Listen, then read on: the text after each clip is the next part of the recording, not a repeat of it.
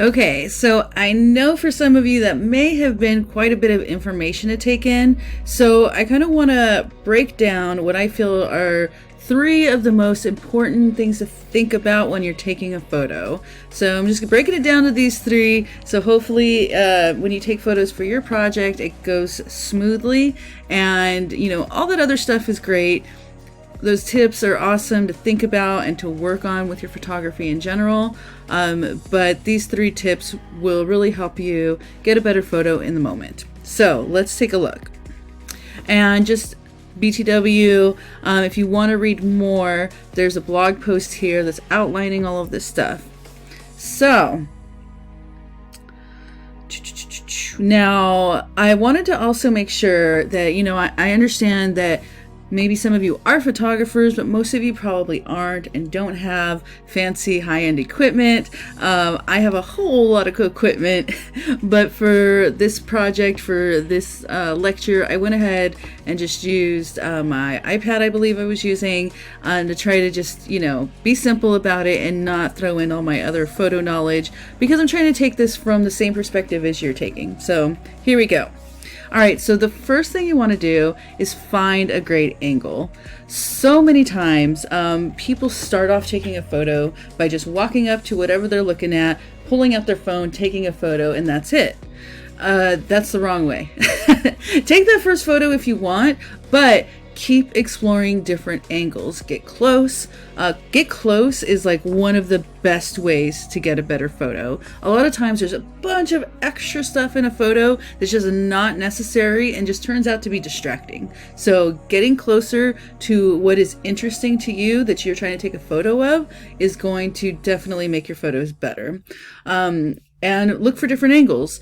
Get high, get low, try standing on different sides of whatever you're trying to photograph, and take a whole bunch of photos. We have digital now, and so you could take a whole bunch and then delete the bad ones. So yeah, look for those different angles. I promise you it will definitely help. Now, so for this example, I did what you're not supposed to do.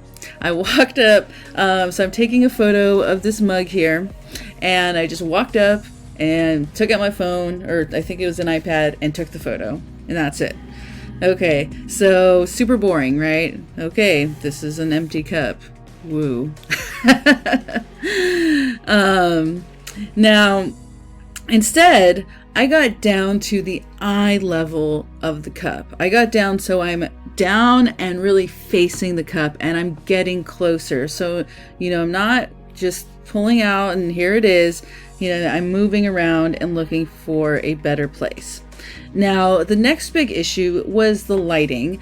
I was shooting this in the kitchen, which just has an overhead light, and a lot of times that light's kind of boring. It's the same light like in the middle of the day, and it's especially bad for people because if you have an overhead light, well, I don't have an overhead light on right now, but you get the shadows from your brow area comes down and shadows your entire eyes, and it just doesn't look good.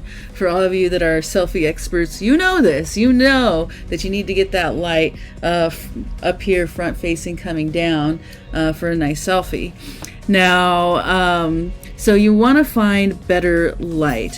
Now, that's a whole nother topic, but some of the best light is usually what we call diffused light, which is basically not direct like a sunlight, okay, or a direct bulb. Instead, it's light like on a cloudy day or in the shade, where it's softer. And so this is exactly what I used here. There's a big window over here, and that window light is diffused light. It's not light directly beaming in. Instead, it's bouncing around outdoors, then bouncing through the window and very softly illuminating the cup here.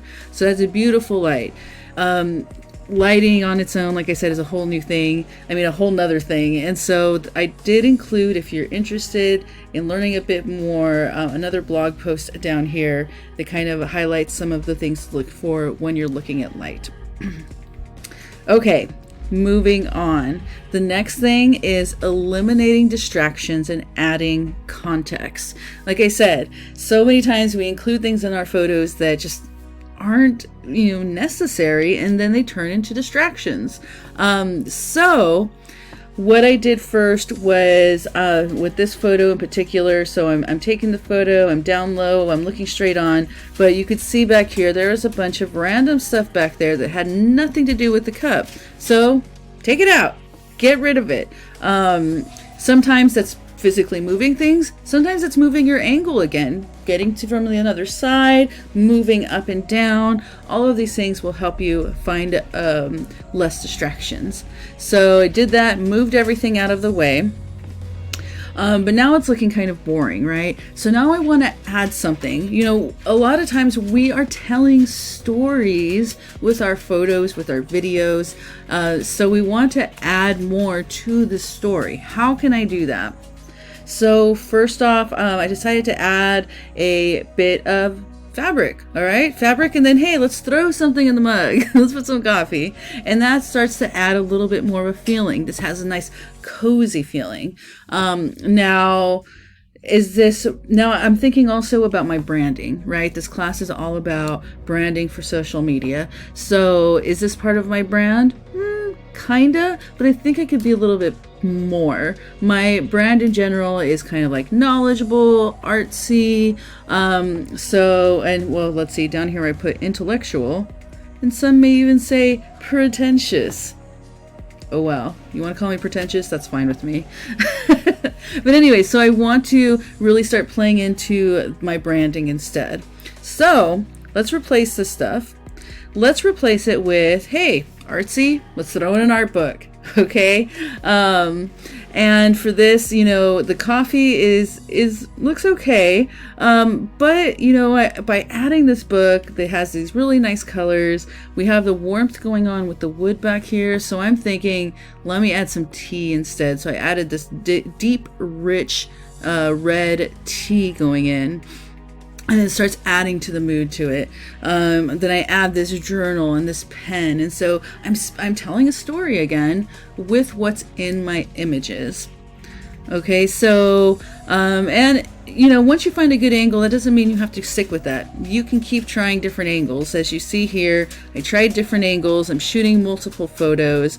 Doesn't mean that I'm going to post every single photo. In fact, you don't want to overwhelm people with too many photos. For example, I have a friend who every time she takes photos of her kids, she uploads like 80 photos and they all look pretty much the same except 79 are blurry, or I don't know, whatever. You don't want to put up that many photos and such. You want to, only post the very best. That's actually probably should be my fourth tip. Post the best photos. Every photographer takes good and bad photos. The best photographers don't show their bad photos. That's one of the secrets, okay? So yeah, don't post bad photos. So pick the good ones. Okay, so those were my 4 faves. At this point, go ahead and move on to the next video. In this video, I talk about some basic photo editing tips that I think you're going to get a lot out of.